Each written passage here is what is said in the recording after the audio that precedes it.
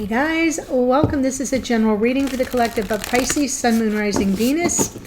These readings are not date or time specific. I trust that whenever you come upon it, if it speaks to you, it may be your message at that time. Good to see you for the last reading of this series of readings. We'll begin a new one for the second half of September. So always glad to see you, Pisces. Welcome for those of you who are new to the channel. If you enjoy the reading, I hope you'll consider joining us here by subscribing. And for those who are returning, much love to you always. Hope you managed through that Pisces full moon. It was big. It was emotional, very emotional. But we're way to the other side of that now. In case you missed it, I did do some readings for Mercury retrograde. You will find them in the playlist that says astrological transits, so you can find it there for the water signs. Yeah, that's about it. Welcome, cross watchers, and as you know, as always, you may need to reverse the energies as they come through, just as long as it resonates.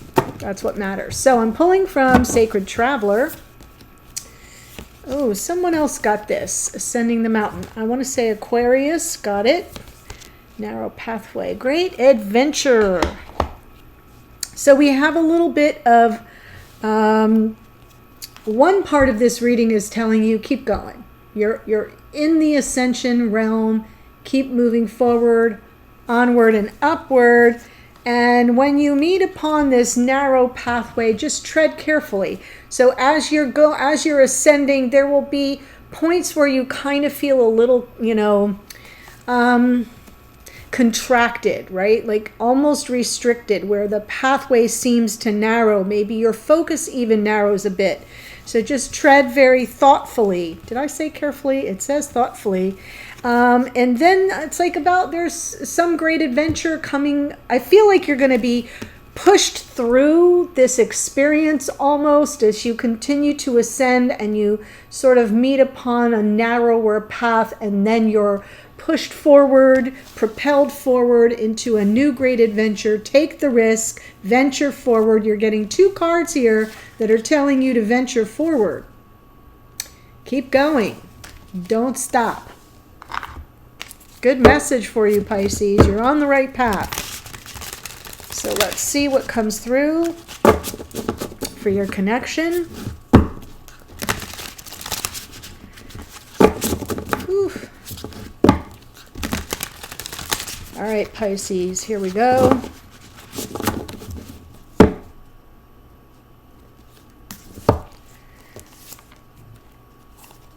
Okay, we have the Queen of Voices, which is the Queen of Swords, and we have the Muse of Voices, which is the King of Swords. King and Queen of Swords here. Very interesting that you come out with all the air energy.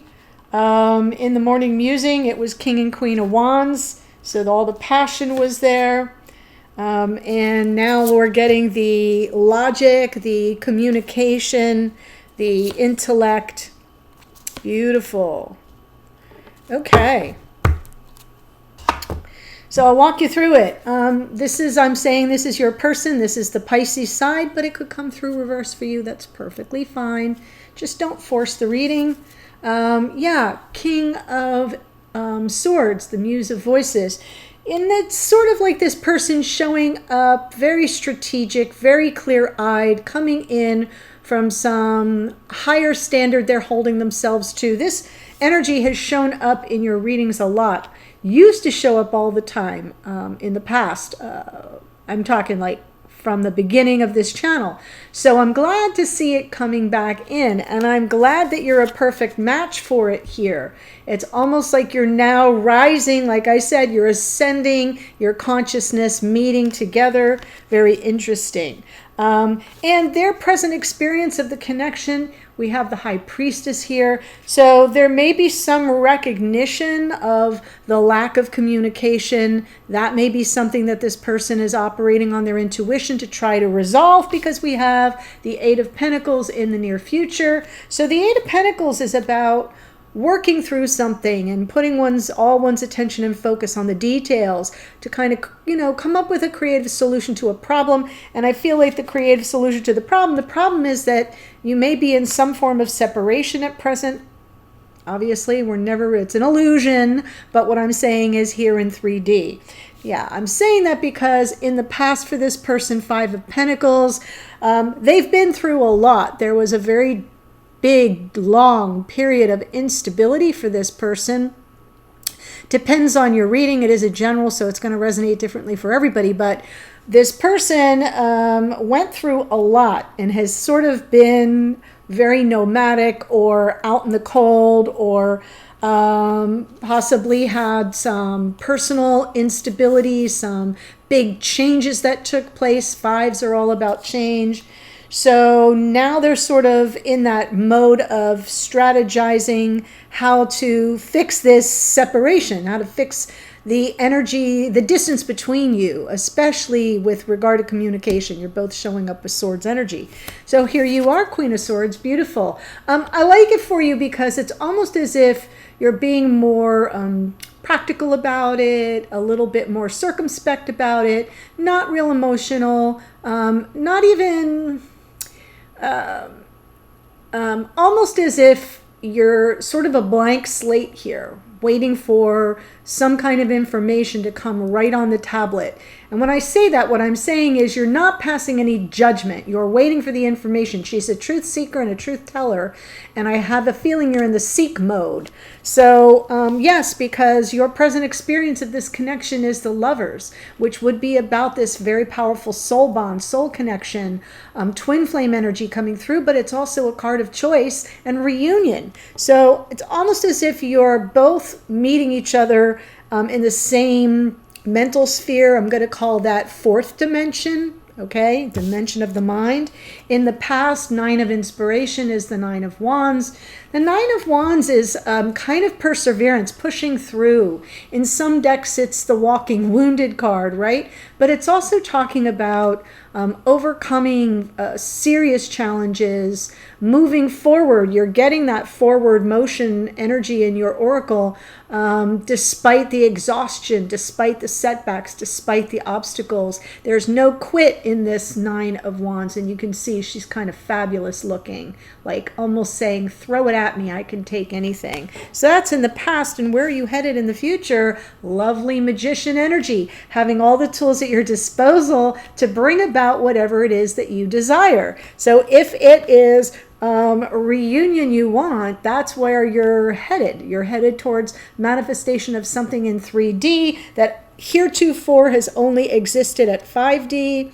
But I love that you've made this mental hookup. You're kind of on the same, you're in a mind meld. You're in the same space energetically with regard to your thoughts. That's pretty interesting. I like it. I love the King and Queen of Wands this morning. That kind of took me by surprise. And I think we had the Wheel of Fortune in the blocker challenge, right? Things are going to unfold, in divine time and order. But I felt like, what do you need to do? You need to take care of yourself. Queen of Pentacles was there. Now I'm seeing like you're both on the same plane. Me likey. Okay, Page of Pentacles. So our King of Swords is taking that first step forward, about to leap. Oh my gosh. They may be the one getting the take a risk and venture forward card, because there's the Fool, right? They want to move to calmer waters. This is about getting beyond all the turbulence and instability of the past. It's about peace of mind, taking that first step. The two of you moving beyond something that's kind of been uncomfortable. I'll say uncomfortable. But they're preparing to take a leap. They're assessing the risk, sticking their toe in the water with that Page of Pentacles. But I don't think it will be very long before our King of Swords determines that the coast is clear and that they can jump in feet first. 5 of Pentacles in the past. Yes, look at this. A very burdensome cycle that looks to have come to an end. Wow, they're ready for their new beginning. Yes, after the 10 of Wands, the next card out would be the Ace, and the Ace is here.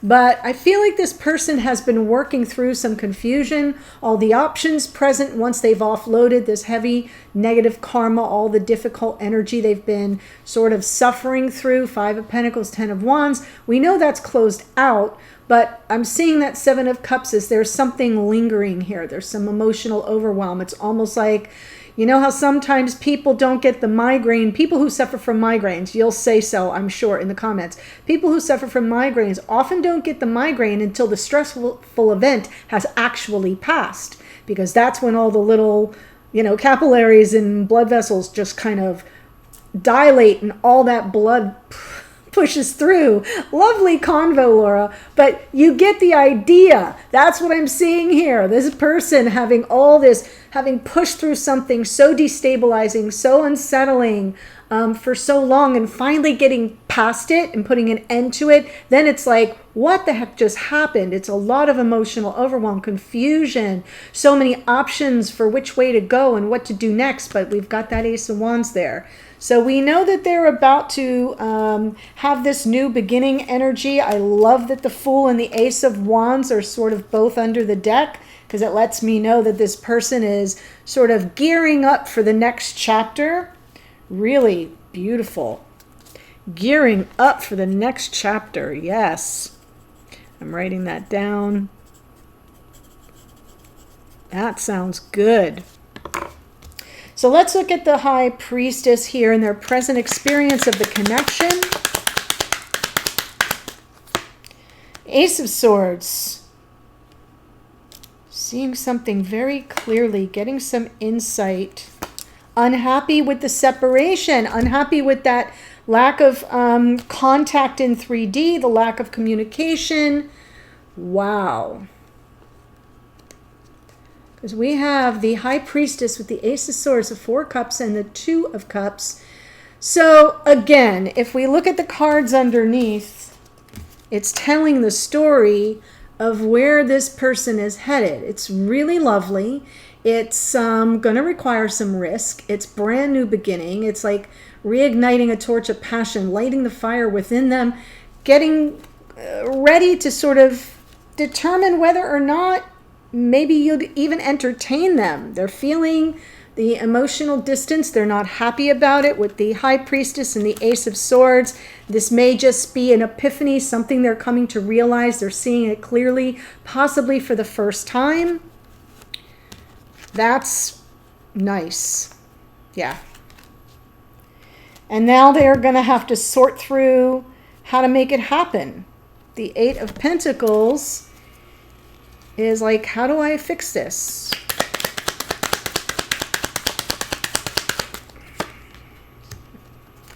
They fix it through their heart. Yes. Wow. Absolute success over the Tower. The Tower isn't happening when it comes from under the deck especially. It's like a reference point. It's recognizing how much has changed. It can be big paradigm shifts. But I feel like this person had a Tower moment, and now they're coming through it very successfully, victoriously. 8 of Pentacles with the King of Cups and the Chariot. This person is finding their way forward from their heart. Really, really good. Good energy. But that Tower is what's propelling them forward. So the Tower represents what wasn't stable or sustainable in their old life, and they're about to move forward victoriously as soon as they fix a couple of things. They're not happy about the emotional distance between you, or the it is emotional distance because of the 4 of Cups, but it feels a little bit more like it's not really emotional distance, it's physical distance. It's physical. Yes. Queen of Voices, Queen of Swords for you.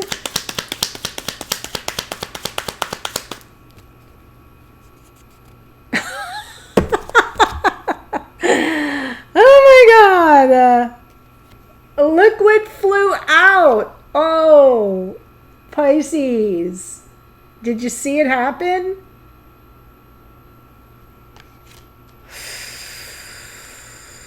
King and Queen of Wands. There's the sincerity and message from the heart.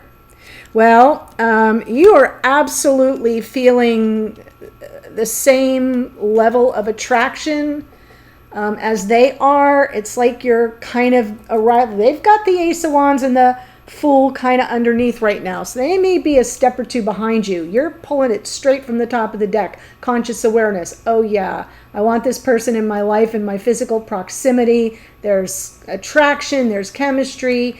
But you're kind of waiting for a message, I think.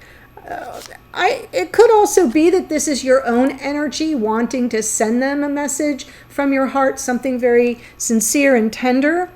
So it could go either way, but I'm feeling like there's definitely love and passion coming to the forefront of your own mind as Queen of Swords. Nine of Wands. Hold on, let me move this down just a bit. Nine of Wands, Queen of Swords again. Seven of Swords and the Justice card. So it almost seems like you have questions for this person, something from the past, in the past, because this part of the reading is the past, that you kind of pushed through, but it felt like, I'm going to say there was a little escapism involved. Maybe not on your part, maybe on their part. And this person sort of avoiding certain things, maybe, I don't think it was avoiding you. But as the Queen of Swords in the past, you absolutely had questions about this Seven of Swords. She's looking right at it. Like, what are you running from? What's the problem? Are you avoiding? Are you in some form of denial? Is there self-deception present? I don't think it was toward you. I think you were pushing through and kind of hanging in there, but needed some questions answered. Absent some balance with the Justice card underneath, really wanting that balance, wanting to see both sides of a situation, not being able to. So you kind of got left hanging, I feel. Not in a way that there was any abandonment involved. I feel like this person went through that kind of an experience and maybe didn't make that clear somehow. I'm struggling with this part. But now you're all about the reunion. So I feel like on some level you have this connection where you're kind of communicating at 4D, I'll call it that. And in the past, what didn't get answered, what you kind of had questions about, you're showing up ready for the messages, ready for the connection, ready for the reunion, ready to reignite something that probably was put on hold. Lovers, yeah. Ready for reunion, reconciliation, triumphant homecoming. Wow. This has been weighing on your heart for so long. I know. I don't even mind the Three of Swords there because it's kind of a reference point. Like I say, when I pull from the bottom of the deck, it's what's going on behind the scenes or roaming around in your psyche. So it's not something you're leading with, but it's part of your makeup. It's part of what sort of inspires your action. And here you're saying, like, I just want, a cause for celebration, triumphant homecoming of this person I adore or that I'm so, into. Like, I'm feeling you're really into this person, and all that heart heaviness begins to melt. It's like the Three Swords start to fall out. So I'm feeling like there's an opportunity here in your mind's eye for a cause for celebration, for some form of reconciliation, especially if there were hurt feelings, and that you somehow felt wounded or cast aside in some way. But then we've got the Magician going forward.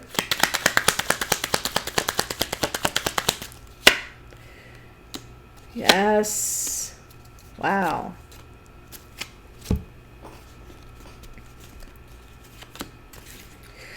So we've got the Magician with the Five of Cups, the Ace of Cups, no more backwards. Like, you're manifesting the Ace of Cups, the return of your one true love, this love of a lifetime.